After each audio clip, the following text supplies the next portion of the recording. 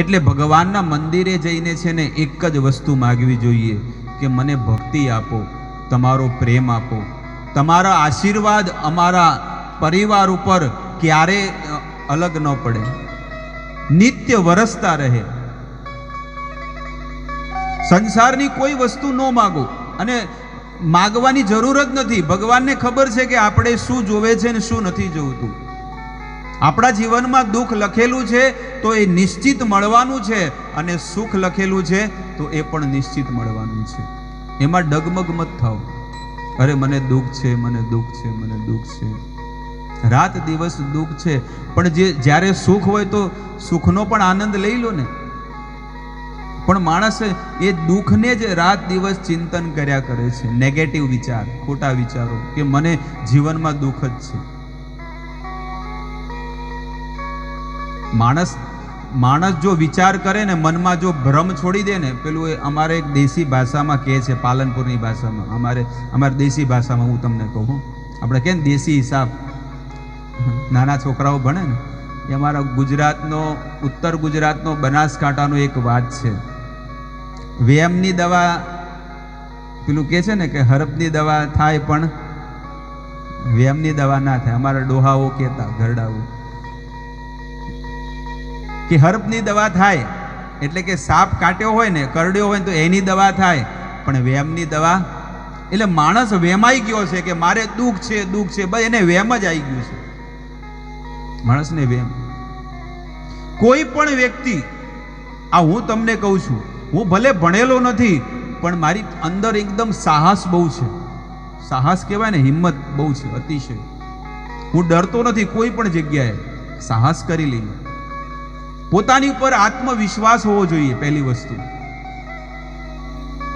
ઘણા લોકોને એમ કીધું ને કે અરે ભાઈ આ વાત આવી રીતે છે. ઘણી વખત માણસ છે ને પોતાના ઉપર વિશ્વાસ નથી કરતો, પણ બીજાની ઉપર વિશ્વાસ કરે છે. પોતાના ઉપર કોઈ પણ માણસ વિશ્વાસ નહીં કરે. કોઈ બીજું માણસ એમ કે ને કે આ માણસ આવો છે તો એની વાત ઉપર માણસ વિશ્વાસ કરી લે, પણ પોતાના ઉપર કોન્ફિડન્સ, વિશ્વાસ નથી. એટલા જ માટે આ માણસ છે ને દુઃખી થતો જાય છે. આખી સૃષ્ટિ છે, આ સૃષ્ટિનું જ્ઞાન પોતે લઈ શકે છે, પણ એ બીજાની વાત સાંભળે છે. હા, આવું થયું હતું, એટલે મને તો ખબર જ નથી, મને તો એવું લાગ્યું આવું હશે. તો પેલો છે ને એમ કે આને તો કઈ જ્ઞાન છે જ નહીં.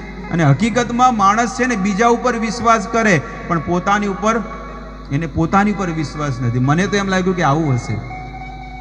વાત સાચી હોય પોતાની, પણ પોતાની વાતને શું કરી નાખે, રોંગ કરી નાખે. અને બીજાની વાત ખોટી હોય તો એની વાત માણસ શું કરે છે, સાચી માની લે છે.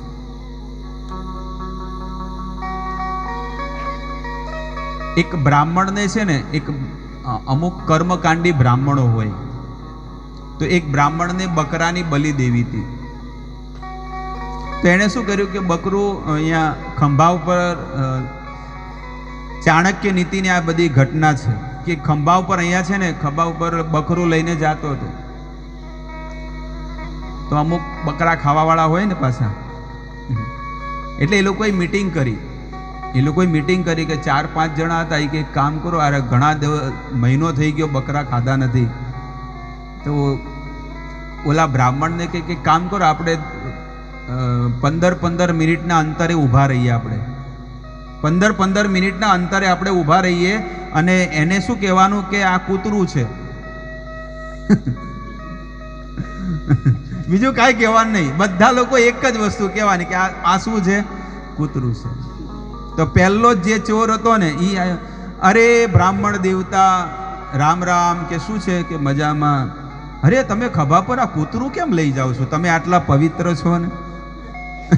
ઓલો બ્રાહ્મણ આમ પાછળ જોવે કે સારું કૂતરું છે કે બકરું છે.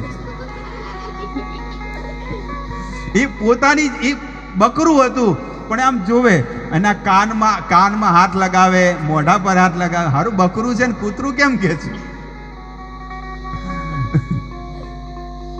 આગળ ગયો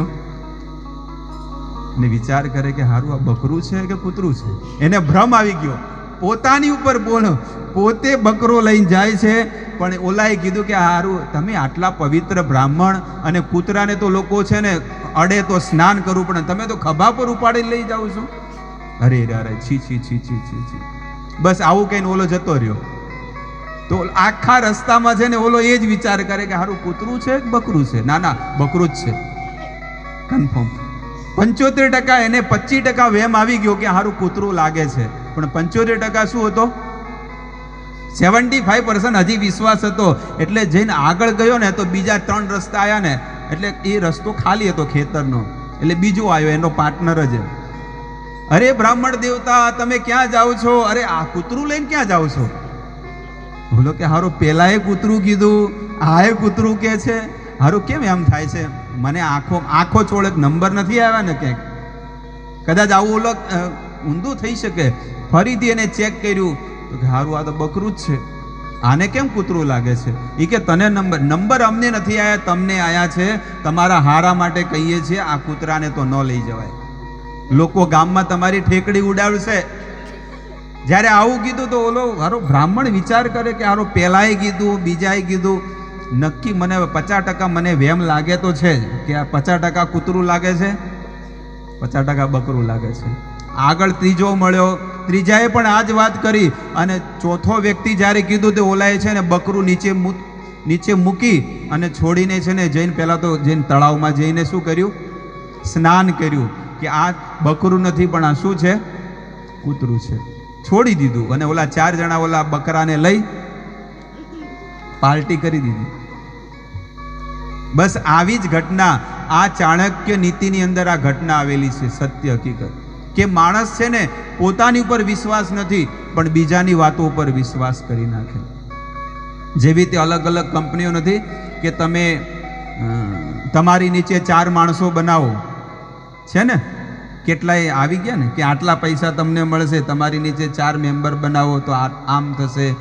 પછી ઓલા મોટા મોટા સ્ટેજ ઉપર આવે અને મોટા સૂટ બૂટ પહેરીને આવે એટલે આપણને એ બધું વસ્તુ દેખાય.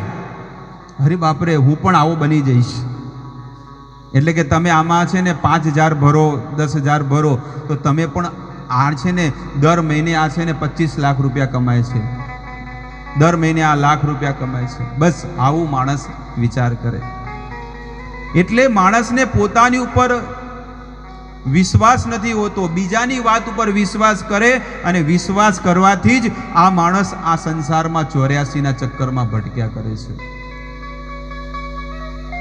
તો આવી રીતે આ સંસારમાં દરેક વ્યક્તિ, કોઈ પણ પરિવાર હોય, કુટુંબ હોય, જેની સાથે જે સંબંધ છે ને એ બધા લોકો કહે છે કે આ મારો છે.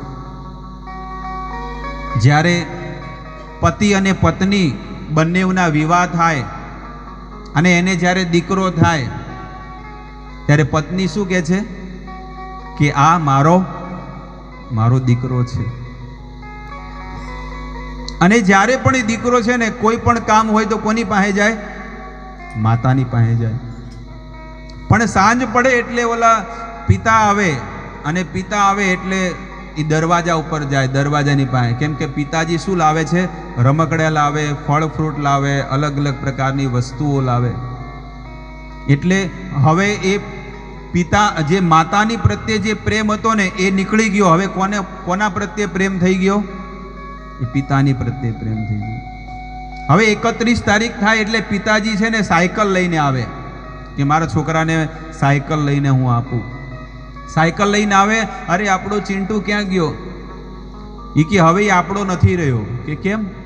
હવે સોસાયટીમાં ફળિયામાં જે ઓલા એના મિત્ર છે ને હવે કોનો થઈ ગયો છે? એ મિત્રનો થઈ ગયો છે. એના વગર એ નથી ફાવતું એને. ધીરે ધીરે એ છોકરો છે ને મોટો થાય છે પણ એનો પ્રેમ છે ને ડાયવર્ટ થઈ જાય છે. પહેલા પ્રેમ કોને કરતો હતો? મમ્મીને કરતો હતો. અને પછી એ પ્રેમ ડાયવર્ટ થઈને કોનામાં થયો? એના પપ્પાને કરે છે. હવે એ પ્રેમ કોને કરવા માંડ્યો છે? સોસાયટીમાં ફળિયામાં જે છોકરાઓ રમે છે ને એની સાથે એને પ્રેમ થઈ ગયો. હવે દીકરો ધીરે ધીરે મોટો થયો અને કોલેજમાં ગયો એટલે બોલા છોકરાઓ કે રોજ આપણને ક્રિકેટ રમવા આવતો તો હવે કેમ નથી આવતો? એટલે કે હવે નહીં આવે કેમ કે એને કોઈ મળી, કોલેજમાં કોઈ મળી ગઈ છે ગર્લફ્રેન્ડ, એટલે હવે એ આપણો નથી, હવે આવશે જ નહીં. હવે એ પ્રેમ શેમાં થઈ ગયો ડાયવર્ટ? ઓલી છોકરીમાં થઈ ગયો છે. હવે આ છોકરીની અંદર પ્રેમ તો થઈ ગયો છે, પણ હવે એને પિક્ચરમાં લઈ જવાનું, મોટી હોટલમાં લઈ જવાનું, એટલે શું જોવે? તો હવે એને પ્રેમ કોની સાથે થઈ ગયો? પૈસા કમાય એટલે કોની સાથે પ્રેમ થઈ જાય? પૈસા સાથે. અને પૈસા કમાય અને પૈસા કમાઈને પગાર ઘરે જ્યારે ઘરે જાય એટલે એના પાકીટમાંથી શું કરે? ઘરવાળા બધા પૈસા લઈ લે. એટલે એ છોકરો હારો વિચાર કરે કે હારો આ જગતમાં તો બધા મને મારાથી કોઈ પ્રેમ નથી કરતું, પણ શેનાથી કરે છે? પૈસાથી પ્રેમ કરે છે. મને કોઈ સાચો પ્રેમ કરવા વાળી મળી જશે ને તો હું જીવનમાં સુખી થઈ જઈશ. પછી એના શું થઈ જાય? 4 ફેરા ફરે. તો લગન પહેલા તો બધા કહે ને કે ભાઈ આ મારો દીકરો છે, બાપા કે આ મારો દીકરો છે, ઓલો શેઠિયો કે આ મારો માણસ છે. શેઠિયો શું કે? આ મારો માણસ છે, મારો કારીગર છે.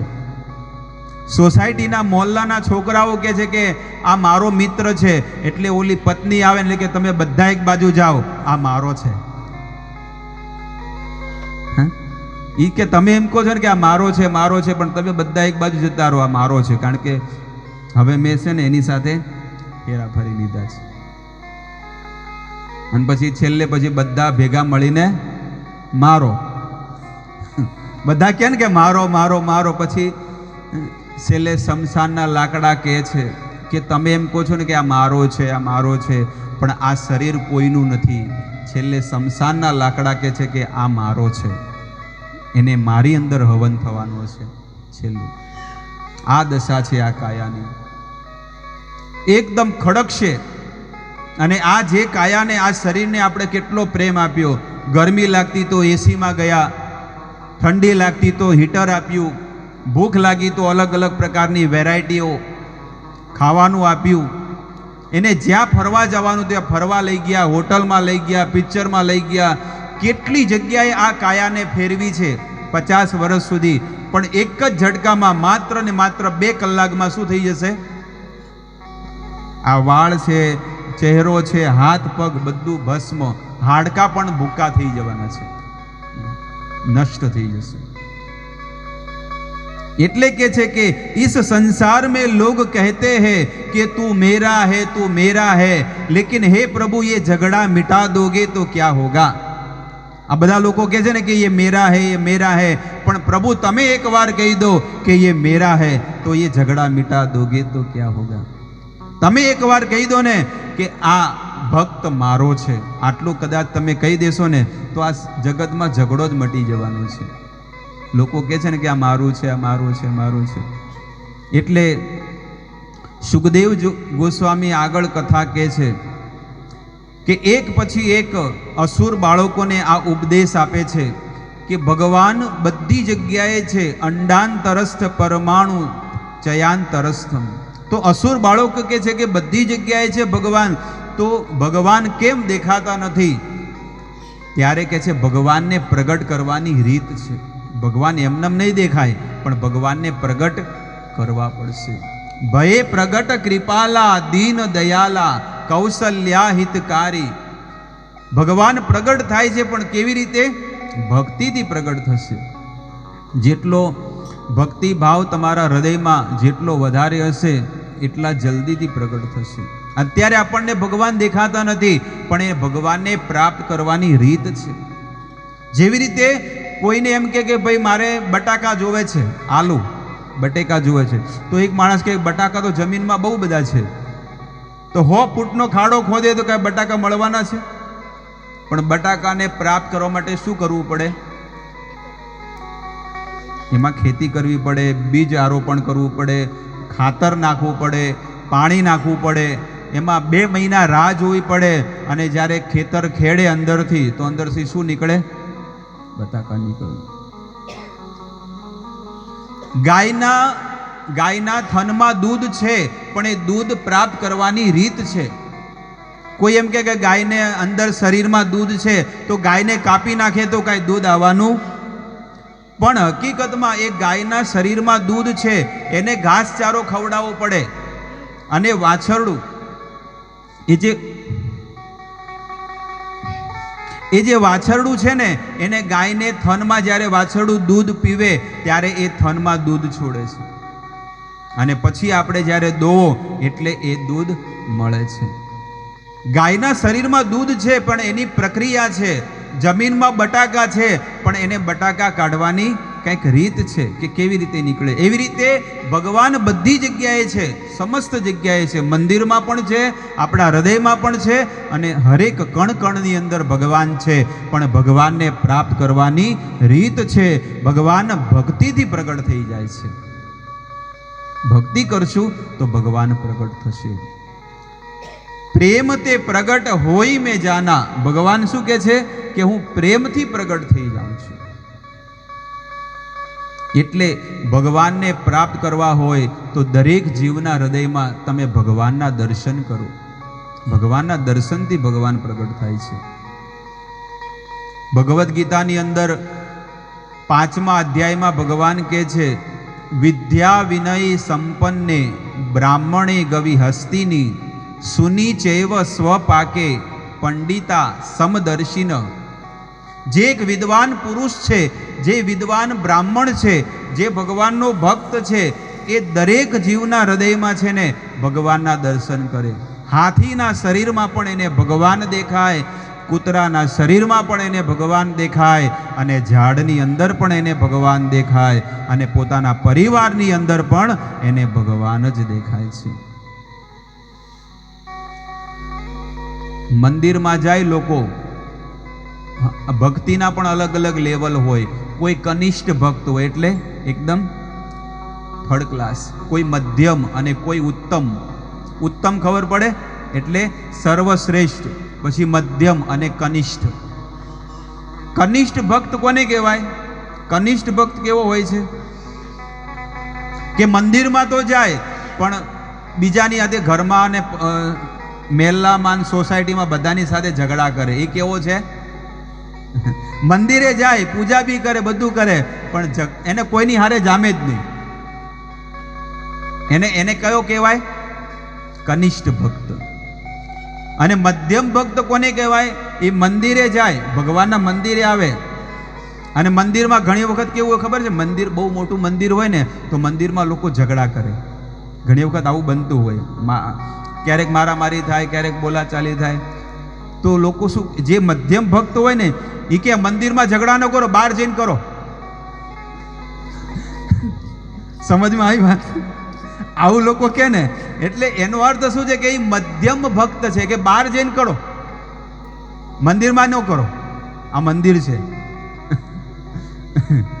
પણ ઉત્તમ ભક્ત એને કહેવાય કે જે દરેક જીવના હૃદયની અંદર ભગવાનના દર્શન કરે.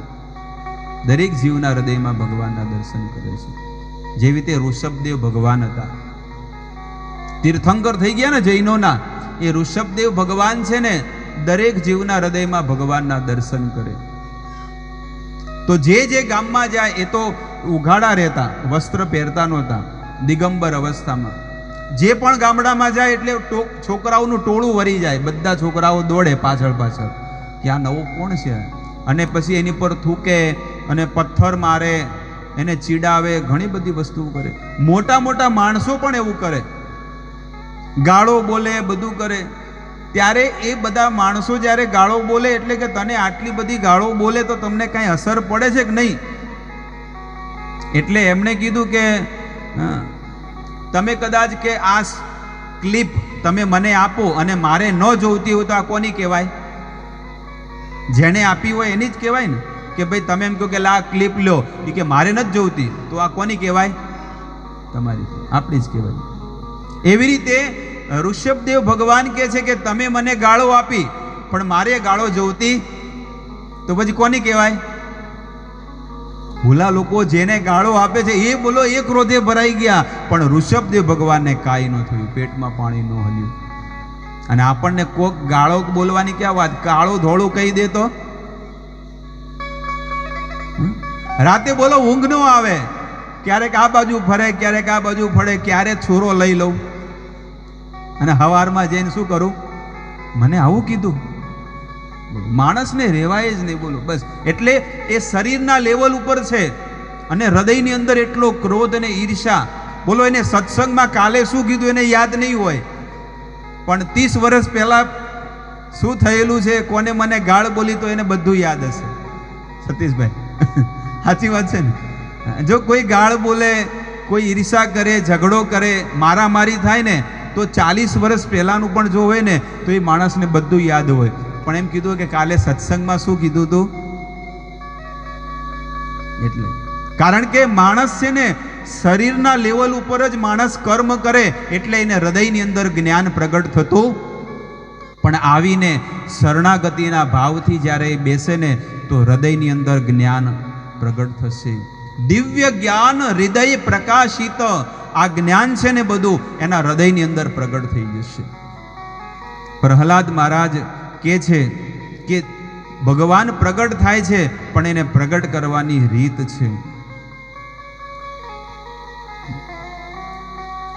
તેઓ કેવળ અનુભૂતિ સ્વરૂપ, આનંદ સ્વરૂપ એકમાત્ર પરમેશ્વર છે અને ગુણમય સૃષ્ટિથી સર્જન કરનારી માયા વડે જ તેમનું ઐશ્વર્ય ઢંકાયેલું રહે છે. માયાનું નિવારણ થઈ થતાં પણ તેમના દર્શન થઈ જાય છે.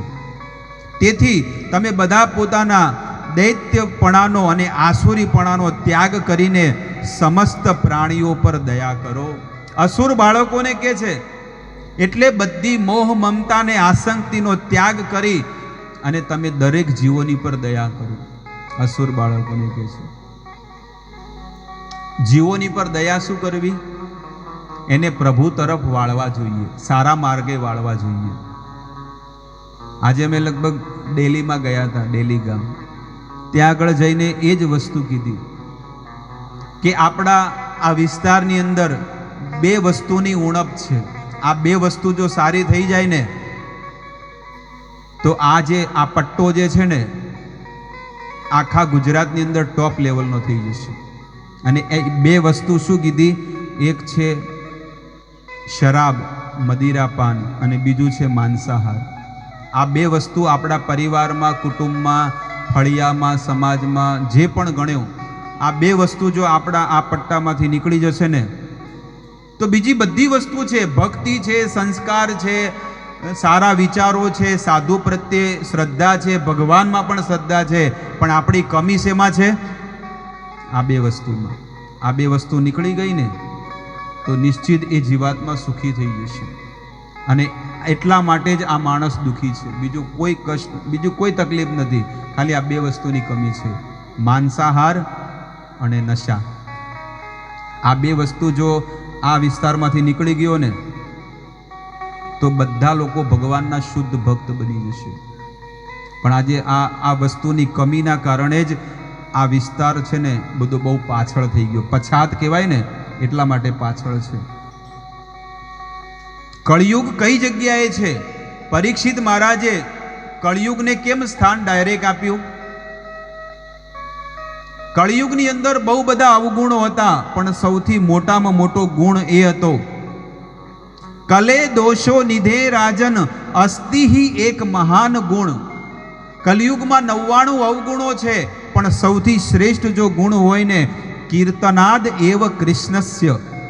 એક સૌથી મોટો ગુણ કયો હતો કળિયુગમાં? કીર્તનાદ એવ કૃષ્ણસ્ય. આ ભાગવત પ્રમાણ છે, લઈને બેઠો છું. કીર્તનાદ એવ કૃષ્ણસ્ય મુક્ત સંગમ પરમ વ્રજેત. અને એ જો ભગવાનનું કીર્તન કરે ને આ કળિયુગમાં તો મુક્ત થઈને ભગવત ધામનો અધિકારી બની શકે છે. ભલે 99 અવગુણ છે, એટલે કળિયુગે કીધું કે મને સ્થાન આપો, હું આ સૃષ્ટિ છોડીને નહીં જાઉં. ત્યારે કળિયુગને 4 જગ્યાએ સ્થાન આપવામાં આવ્યું.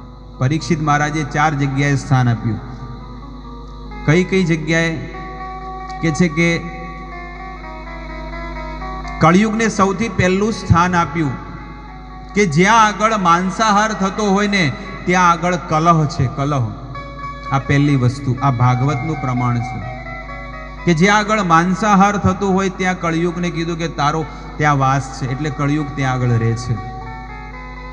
જે જગ્યાએ માંસાહાર નથી એ જગ્યાએ ભક્તિયુક્ત વાતાવરણ છે, અને એ કળિયુગમાં રહેવા છતાં પણ સતયુગનું જીવન જીવી રહ્યો છે. એટલે એના ઘરમાં કોઈ દોષ નથી. કળિયુગને બીજું સ્થાન આપ્યું કે જ્યાં આગળ નશા થતા હોય, ત્યાં આગળ તારું સ્થાન છે. એટલે કળિયુગ ત્યાં આગળ જાય છે. કળિયુગને ત્રીજું સ્થાન આપ્યું કે જ્યાં આગળ પર સ્ત્રી સંગ થતો હોય. પોતાના પત્ની સાથે તો જીવન જીવે, પણ અમુક વ્યક્તિ બીજાની સ્ત્રી સાથે પણ ખોટું કામ કરતા હોય, અથવા તો બીજાની સ્ત્રી બીજા પુરુષ સાથે ખોટું કામ કરતી હોય, તો એ જગ્યાએ એ પરિવારમાં કળિયુગ છે, કલહ. આ ત્રણ વસ્તુ. અને ચોથી વસ્તુ કે છે કે કળિયુગને ચોથું સ્થાન આપ્યું કે જ્યાં આગળ જુગાર રમાતો હોય ને, જુવા. જુગાર એટલે શેર માર્કેટ પણ રમે છે ને, એ પણ એ જુગાર છે. શેર માર્કેટ રમતા હોય, રમી રમતા હોય, ઘણી બધી વસ્તુ છે, લોટરી રમતા હોય, કોઈ પણ એ જુગાર છે. તો નશો, માંસાહાર, જુગાર અને પર સ્ત્રી સંગ, આ ચાર જગ્યાએ સ્થાન આપ્યું. એટલે કળિયુગ કે છે કે મારો પરિવાર બહુ મોટો છે, આ ચાર જગ્યા તો મેળ નહીં આવે, હજી એક સ્થાન આપી દો ને. એટલે કીધું કે સ્વર્ણ, જ્યાં આગળ સ્વર્ણ એટલે કે સોનું, ગોલ્ડ, જ્યાં આગળ ગોલ્ડ હશે ને ત્યાં આગળ પણ કલહ છે. કલહને સ્થાન આપી દીધું. તો 5 સ્થાન કળિયુગને આપ્યા: સોનું, જુગાર, પર સ્ત્રી ગમન, માંસાહાર અને નશા. આ 5 વસ્તુમાં કળિયુગને સ્થાન આપ્યું. પરીક્ષિત મહારાજ કહે છે, કલે દોષો નિધે રાજન અસ્તિ હિ એક મહાન ગુણ, કીર્તનાદ એવ કૃષ્ણસ્ય મુક્ત સંગ પરમ વ્રજે. કળિયુગ ત્યાં આગળ ઊભો હતો અને પરીક્ષિત રાજા બધી પ્રજાને કહે છે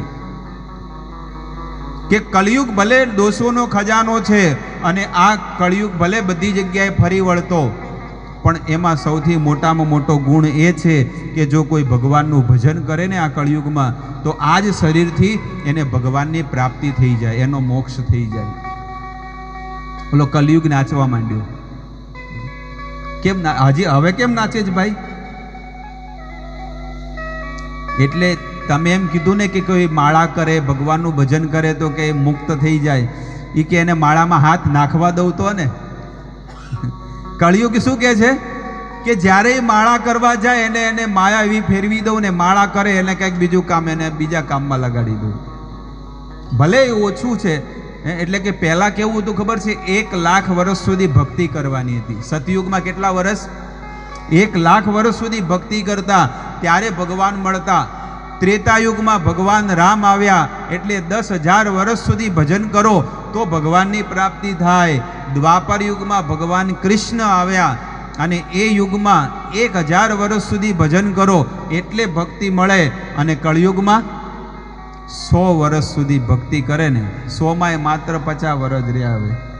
તો કળિયુગમાં માત્ર 50 વર્ષ ભજન કરો અને ભગવાનની પ્રાપ્તિ થઈ જાય. તો કળિયુગ સારો છે કે સતયુગ? બોલો, આપણે બોનસ પોઈન્ટ છે કે નથી?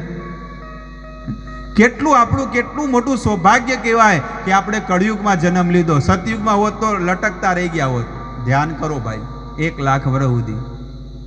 પણ કળિયુગમાં માત્ર રોજ આવો તો ક્યાંક કથા હોય તો માત્ર 1 કલાક 1.5 કલાક આવીને બેસવાનું છે, બસ. આટલું કાર્ય કરો ને તો પણ એની પર ભગવાન પ્રસન્ન થઈ જાય છે. ભગવાન વિચાર કરે કે કદાચ એને સતયુગમાં જન્મ આપ્યો તો આ કાંઈ ન કરે, પણ કળિયુગમાં 1 કલાક પણ બેસે છે ને, પણ એ મોટો તપસ્વી છે, મોટો ભક્ત છે.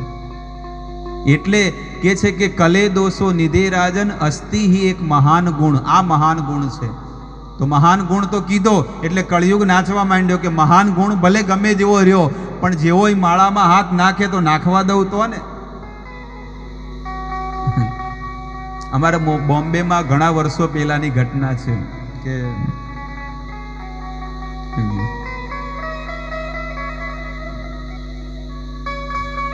અમારે જેટલા પણ બધા ભક્તો હોય ને, તો આ માળા ને અંદર માળા હોય ને જોડી હોય. તો એક માણસ આવે, ઘરડો માણસ આવે, પણ એ છે ને શું કરવા આવે? મંદિરે આવે રવિવારે, પણ શું કરવા આવે? ખાલી જમવા આવે, જમીન જતો રહે. તો એ અમે પણ બધા માળામાં હાથ નાખે અને એ પણ માળામાં હાથ નાખે, પણ અંદર માળા જ નહીં. દર રવિવારે આવે ખરો, ભંડારામાં આવે ખરો, પણ અંદર માળા જ નહીં, ખાલી થેલી અંદર ખાલી હાથ નાખી દે. અંદર કોને ખબર કે માળા કરે છે કે શું કરે છે? આ તો એક દિવસ અમે ચેકિંગ કર્યું, જેમ પેલા ઇન્કમ ટેક્સ વાળા ચેક કરે ને, અમે બી ચેક કર્યું કે ભાઈ શું છે, તો અંદર ખાલી કોથળી જ લાગે, બીજું કાંઈ નહીં. એટલે અમે પકડી લીધો એ કે આજે માળા ભૂલી ગયો છું. આવા પણ માણસો છે.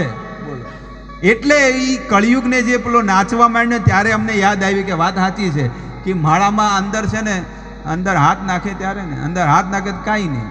અને આ માળા એવી છે ને, આ 100 ગ્રામની માળા છે, આનું વજન કરો તો 100 ગ્રામ વજન છે માત્ર. પણ આ 100 ગ્રામ વજન મેં ઓલા પહેલા દિવસે કીધું હતું ને કે માળા કરતાં કરતાં તમે આ ફળિયામાં જાઓ કે પારડીમાં જાઓ તો માળા કરતાં જાઓ, અને બીજો વિકલ્પ છે કે 50 કિલોની બોરી ઉપાડીને જાઓ, તો માણસ શું કરશે? 50 કિલોની બોરી ઉપાડશે, પણ માળા કરતાં કોઈ નહીં જાય. એટલા માટે આ કળિયુગની અંદર 1 કલાક રોજ માત્ર ને માત્ર 1 કલાક જો ભગવાનનું ભજન કરે ને, તો આ શરીરનો જ્યારે અંત આવશે ને, એને ભગવાનના ધામમાંથી વિમાન આવશે અને ભગવાનના ઘરે પહોંચી જશે. હવે માત્ર કોઈને 20 વર્ષ બાકી છે, 10 વર્ષ બાકી છે, 5 વર્ષ, જે બી સમય બાકી છે એટલો સમય એક ગુરુના શરણમાં રહી અને ભગવાનનું ભજન કરવાનું છે. ગુરુની શરણ ક્યારે છોડવાની નથી. જેવી રીતે આપણે આપણા છોકરાઓને સ્કૂલમાં ભણાવીએ છીએ, છોકરાઓને સ્કૂલમાં ભણાવીએ, પણ એ ચોપડા તો દુકાનમાં મળે છે, તો ઘરે ભણાવો ને. સ્કૂલમાં કેમ એને મોકલો છો? કેમ એને શિક્ષકની શા માટે જરૂર છે, ટીચરની? કારણ કે ટીચર એને યોગ્ય માર્ગદર્શન, એ કઈ જગ્યાએ પાછો પડે છે, ક્યાં આગળ એને રૂકાવટ છે, એને ક્યાં આગળ પ્રોબ્લેમ આવે છે, તો ટીચર એને સાચો રસ્તો આપે. એવી રીતે ઘણા લોકો કે અમે માળા કરશું ને ડાયરેક્ટ ભગવાનનું ભજન કરી નાખશું, કૃષ્ણમ વંદે કે છે ને લોકો કે ડાયરેક્ટ અમે ભગવાનને ભજન કર. અરે ભગવાન કહે છે કે હું પણ આ સૃષ્ટિમાં આવું છું તો હું સાંદીપની મુનિને પણ પોતાના ગુરુ બનાવું છું. હું રામ રૂપે આવું છું તો હું વિશ્વામિત્રને પણ પોતાના ગુરુ બનાવું છું. હું ચૈતન્ય મહાપ્રભુ રૂપે આવું તો હું ઈશ્વરપુરીને પોતાના ગુરુ બનાવું છું. એવી રીતે ભગવાન પણ કહે છે કે આપણે પણ આ સૃષ્ટિમાં જન્મ લીધો છે તો આપણે પણ ગુરુ બનાવવા પડે. ઝાડ વિના પાન નહીં અને ગુરુ વિના જ્ઞાન નહીં. એટલા માટે જીવનમાં એક સાચા સદગુરુ મળે અને ગુરુના સાનિધ્યમાં રહી અને ભજન કરવું, ભક્તિ ભાવ કરવું જોઈએ, અને આ જ જીવન સર્વશ્રેષ્ઠ છે. તો આવી રીતે કે છે કે તેથી તમે બધો ત્યાગ કરીને લોકોના હિત માટે લોકોની પર દયા કરો. દયા શું છે કે લોકોને માળા કરતા શીખવાડો, લોકોને ભક્તિ કરતા શીખવાડો, લોકોને ભગવાનના માર્ગ તરફ લઈ જાઓ. અને આ જ સાચી સૌથી મોટી દયા છે. તો કે છે આનાથી શું થશે? જો આપણે લોકોને ભક્તિના માર્ગે લઈ જશું તો શું થશે? તો કે છે તુષ્ટમ ચ તત્ર કિમ અલભ્ય અનંત અદ્યંત યયા તુષ્ય અધોક્ષજ. જ્યારે તમે આવું કાર્ય કરશો ને, ધર્મનું કાર્ય, તો તમારા જીવનમાં તો ભક્તિ આવશે, પણ તમારા પર ભગવાનની પૂર્ણ કૃપા થશે. આ ભાગવતમાં પણ કહે છે અને ગીતામાં પણ ભગવાન આ જ વાત કરે છે. ય ઇદમ પરમમ ગુહ્યમ મદ ભક્તે સ્વભિધ્યાસ્યતિ ભક્તિમયી પરામ કૃત્વા મામે વૈશ્યત સંશય. ભગવાન કહે છે કે આ શાસ્ત્રોનું, વેદોનું જ્ઞાન જે મારા ભક્તોને વિતરણ કરે છે અને એને ભક્તિના માર્ગે આગળ વધારે છે, તો એનાથી પ્રિય ન ચ તસ્માદ મનુષ્યેષુ કચ્ચિત અપી મે પ્રિયમ. હે અર્જુન, એનાથી પ્રિય મને આ જગતમાં બીજું કોઈ નથી કે જે મારી વાણીનો પ્રચાર કરે છે, આ ધર્મનો પ્રચાર કરે છે. એટલા માટે અસુર બાળકોને કહે છે કે તમે જ્યારે આ ધર્મનો પ્રચાર કરશો ને, તો તમારી પણ ભગવાન પ્રસન્ન થશે. ત્યારે અસુર બાળકો બધા વિચાર કરે છે, અરે પ્રહલાદ, તું આટલું બધું જ્ઞાનની વાતો કરે છે, ભક્તિની વાતો કરે છે, અને આપણે તો ગુરુકુળમાં આવું ક્યારે ભણવામાં આવ્યું નથી, તો તારામાં આ બધું જ્ઞાન આવ્યું ક્યાંથી? કારણ કે અમે જોઈએ છીએ કે નાનપણથી તું અસુર કુળમાં જ પેદા થયેલો છે, તો તારા હૃદયની અંદર આવું જ્ઞાન ક્યાંથી આવ્યું? ત્યારે કહે છે જ્ઞાનમ તદેહમ અમલમ દુરપાવમ આહ નારાયણો નરસખ કિલ નારદાય, કે નારદ ઋષિ મુનિની કૃપાથી મારા હૃદયમાં જ્ઞાન પ્રગટ થયું છે. ગુરુની સેવા કરવાથી અને શુશ્રૂષા કરવાથી મારા હૃદયની અંદર જ્ઞાન પ્રગટ થયું. એકલવ્ય હતો, એ કેમ એની અંદર જ્ઞાન પ્રગટ થયું? કારણ કે સાચા હૃદયથી એ એકલવ્ય એ દ્રોણાચાર્યની ભક્તિ કરતા હતા અને એને ગુરુ માન્યા હતા. એટલે આ જ વસ્તુ પ્રહલાદ મહારાજ કહે છે, હું પણ શરણાગતિ ભાવથી મારા ગુરુના શરણમાં જતો રહ્યો હતો અને મારા ગુરુ નારદ ઋષિ મુનિ હતા. આ નિર્મળ જ્ઞાન જે મેં તમને જણાવ્યું તે અતિ દુર્લભ છે અને આ જ્ઞાનનો અગાઉ નરનારાયણને નારદજીને ઉપદેશ કર્યો હતો અને આ જ્ઞાન તે ભગવાનના અનન્ય પ્રેમી અને અકિંચન ભક્તના ચરણ કમલોની રજ કમળથી જ મને આ જ્ઞાન મળ્યું છે.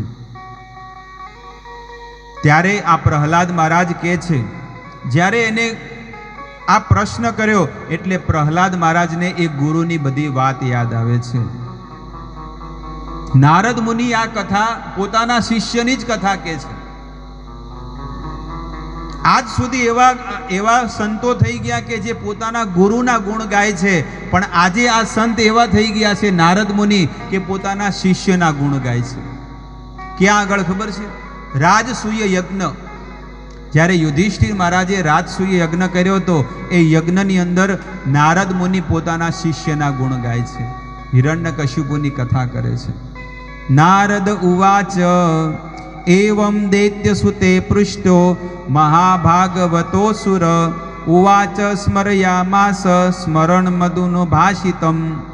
નારદ ઋષિ મુનિ કહે છે કે હે યુધિષ્ઠિર મહારાજ, જ્યારે દૈત્ય બાળકોએ આવો પ્રશ્ન કર્યો ત્યારે ભગવાનના પરમ પ્રેમી ભક્ત પ્રહલાદજીને મારી વાતનું સ્મરણ થઈ આવ્યું અને તેમને બહુ આનંદ થયો અને તેમણે પ્રસન્ન વદને એ બાળકોને કહ્યું. પ્રહલાદ ઉવાચ પિતરી પ્રસ્થિપતે અસ્માકમ તપસે મંદરાચલ યુદ્ધોધમ્ન પરમ ચક્રુર વિબુધા દાનવાન પ્રતિ.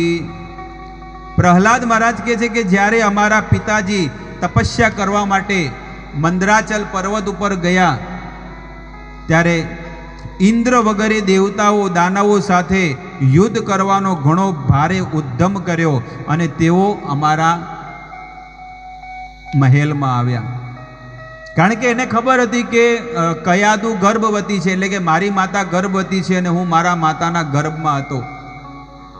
ત્યારે એ સ્થાન ઉપર 33 કરોડ દેવતાઓ આવ્યા કે હિરણ્યકશિપુ તો તપસ્યા કરવા ગયો છે, જો હિરણ્યકશિપુ આટલો મોટો રાક્ષસ છે તો એનો દીકરો કેવો હશે.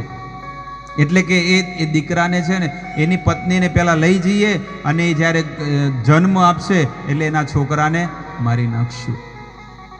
જ્યારે એને કિડનેપ કરીને એટલે કે એને બંદી કરીને જ્યારે લઈ જતા હતા ત્યારે કહે છે નારદ ઋષિમુનિ આવ્યા. દેવરાજ ઇન્દ્ર કહે છે, નારદ ઋષિમુનિ કહે છે પ્રાહ મે નામ સુરપતે નેહુ મર્ગસ નાગસમ મુંચ મુંચ મહાભાગ સતીમ પરિગ્રહમ. મુંચ મુંચ મહાભાગ. આના ગર્ભની અંદર કોઈ સાધારણ વ્યક્તિ નથી, પણ કોણ છે? મહાભાગ્ય, મહાભાગ્યશાળી ભગવાનનું ભક્ત છે. અને આ સ્ત્રી કોણ છે? તો કે છે સતીમ પરિગ્રહમ. સતી સ્ત્રી છે, ભલે એનો પતિ ખરાબ છે પણ આ સતી અને પવિત્ર છે.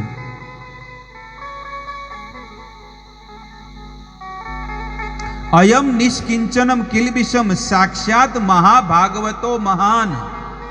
નારદ મુનિ કહે છે કે આના ગર્ભમાં ભગવાનનો સાક્ષાત પરમ પ્રેમી ભક્ત અને સેવક પ્રહલાદ મહારાજ જે આના હૃદયની અંદર છે, આના ગર્ભની અંદર છે. ઇતિ યુક્તા વિહાયેન્દ્રો દેવર્ષે માનયાવચ અનંત પ્રિય ભક્તે નામ પરિક્રમ્ય દિવમ યયો. જ્યારે દેવતાઓને ખબર પડી, આ પ્રહલાદ મહારાજ બધી કથા અસુર બાળકોને કહે છે કે જ્યારે એ દેવતાઓને ખબર પડી બધાને, એટલે મારી માતાના અને મારા પરિક્રમા કરી દેવતાઓને, મને પ્રણામ કર્યા. હજી તો પ્રહલાદ મહારાજ ગર્ભની બહાર આવ્યા નથી. 36,000 વર્ષ સુધી અંદર રહ્યા પેટમાં, ગર્ભમાં, અને 36,000 વર્ષ પૂરા થયા ત્યારે પ્રહલાદ મહારાજ બહાર આવ્યા હતા. પહેલા બહુ શક્તિ હતી, બહુ પવિત્રતા હતી, એટલે લોકોનું જીવન પણ એવું અદ્ભુત હતું. અને કળિયુગમાં કોઈ શક્તિ નથી. કળિયુગમાં તો બધા જ્યારે ઝઘડા થાય ને તો લોકો આમ આમ કરે, તને કીડા પડશે, તને આમ થશે. કાંઈ નહીં થાય. લોકો નહીં કહેતા કે તારો તો નખો જ જશે, તારું આમ થઈ જશે, કાંઈ. કારણ કે એ કોઈ થોડી માળા કરે છે, ભજન કરે છે. મોઢામાં માવો ભરેલો હોય, પેટમાં માંસ ભરેલું હોય, અને કીડા પડે, અરે એનામાં પડશે, બોલવા વાળામાં પડે. એ કાંઈ દુર્વાસા જેવા કાંઈ થોડા હતા. કાંઈ આ કળિયુગના બધા હાડ માંસથી બનેલા, કોઈ પવિત્રતા નહીં, ખાવામાં ઊંઘવામાં ગમે તેમ જીવન જીવવામાં, બહુ એકદમ નિકૃષ્ટ જીવન જીવવાવાળા હોય ને તો કળિયુગનું જીવાત્મા. કેટલા કે છે કે શાસ્ત્ર કે છે કે દીવા ચારથે હયા રાજન કુટુંબ ભરણે નવા. કળિયુગનો જીવાત્મા એવો બની ગયો છે કે શરીરમાં કોઈ પવિત્રતા નથી રહી. એટલે તમે જુઓ કે દરેક જીવાત્માના શરીરનો તેજ તમે જુઓ, તેજ કહેવાય ને, એનું બ્રહ્મચર્ય વ્રતનું પાલન, એનું શરીર આખું છે ને એકદમ ફીકું પડી ગયું છે, નિસ્તેજ બની ગયો છે માણસ. ન કે શરીર ઉપર કેટલો નૂર હોય, ભક્તિની પવિત્રતા હોય માણસની. એટલા માટે કળિયુગ પહેલાના યુગોમાં બ્રાહ્મણો જે બોલતા ને એટલે બધા રાજાઓ ડરતા હતા, મોટા મોટા રાજાઓ ડરતા હતા. અને હવે કાંઈ નથી, કોઈનામાં પવિત્રતા નથી, એટલે કાંઈ ડરવાની કાંઈ જરૂર. બસ આપણે આપણું જીવન સારું જીવન. ઘણા લોકો તો ડરે કે જોને આને છે ને આવું બોલ્યું હતું ને એટલે આવું થઈ ગયું, આને મૂઠ મારી એટલે આવું થઈ ગયું. અરે કાંઈ ન થાય, ભજન કરો, પવિત્ર જીવન જીવો, જીવનમાં ક્યારે કાંઈ નહીં. લોકો ડરે છે બસ. ઓલા લીંબુ ફેરવીને મૂકે ને, ઓલા ટાંકણી લગાડીને, પછી અહીંયા આગળ મૂકે ને મંદિરની સામે, પછી આપણે કહીએ કે આ લીંબુ પર પગ ઉપર મૂકીને જાઓ. કેટલા લોકો જાય? ડર લાગે કે નહીં લાગે? અંદર લાલ લાલ કાંઈ ન હોય, કાંઈ જ ન હોય હકીકતમાં. ખાલી એને છે ને લીંબુ બજારમાંથી લાવો અને 4-5 ટાંકડી લગાવીને લાલ લાલ અંદર કંકુ લગાડીને અહીંયા મૂકી દેવાનું. અને હકીકતમાં જો ઓરિજિનલ પણ હોય ને, ઓરિજિનલ એકદમ મંત્રેલું તાંત્રિક, કે એની પર જો કોઈ ઉપર પગ મૂકે ને તો માણસ મરી જાય. અને બધાને કીધું હોય કે આની પર પગ મૂકો, તમે પગ મૂકશો તો તમને 1 લાખ રૂપિયા મળશે. પણ બાજુમાં તાંત્રિક ઊભો છે, કોઈ મૂકે ના ભાઈ, 1 લાખ નથી જોતા. અને કોઈ ભગવાનનો ભક્ત તમે મને જ કદાચ કહી દો અને એમ કે આ લીંબુ પર પગ મૂકી દો, મારે 1 લાખ નથી જોતા, તમારે અહીંયા મંદિરમાં મૂકી લેજો, મારે નથી જોતા. પણ હું એ પગ ઓળંગી જતો રહીશ. કેમ? કારણ કે ભાલ ઉપર તિલક છે, ગળામાં તુલસીની માળા છે, અને મુખમાં ભગવાનનું નામ છે, પ્રભુનું નામ છે. એટલે જીવનમાં ક્યારેય કાંઈ નહીં થાય. લોકો ડરે છે, અને હકીકત સત્ય, હકીકત ઘટના છે. તમારી બાજુ ભલે કદાચ પિતૃઓ નડે કે ન નડે, આ સૃષ્ટિમાં બધી જગ્યાએ, ભારતની જ વાત કરું છું કે ભારતમાં ઘરે ઘરે બધાને પિતૃઓ નડે છે. અહીંયા તો બહુ ઓછું છે પિતૃઓનું, પણ એ બાજુ ઉત્તર ગુજરાતમાં પિતૃઓને બહુ માનવાવાળા છે. ભેંસ દૂધ ન આપે ને તો પિતૃઓની માનતા માની લે. ભેંસ દૂધ ન આપે ને, અમને એટલું બધું કહેવાય ને અજ્ઞાનતા છે. ભેંસ દૂધ ન આપે તો પોતાના પિતૃઓને કે જો મારા ભેંસ દૂધ આપશે ને તો તમને આમ કહી નાખશું, તમને આમ કહી નાખશું. બોલો આવું. હવે છોકરો ગાંડો હોય તો પછી કઈ માનતા માનવાથી ડાયો થોડો થઈ જવાનો છે? ડાયો ડમરો જે છે એ જ રહેવાનો છે. એના કર્મમાં એ દુઃખ લખેલું છે તો એ ભોગવવું પડશે. પણ લોકોની એટલો ભ્રમ છે ને કે જો આ માનતા માની હતી ને પૂરી ન કરી એટલે પછી પિતૃ શું કરે? માનતા માનીએ ને પછી ન કરીએ તો શું થાય? પછી નડે ને. બસ આ વસ્તુ છે. એટલું બધું અજ્ઞાન ભર્યું છે કે જેની વાત નથી.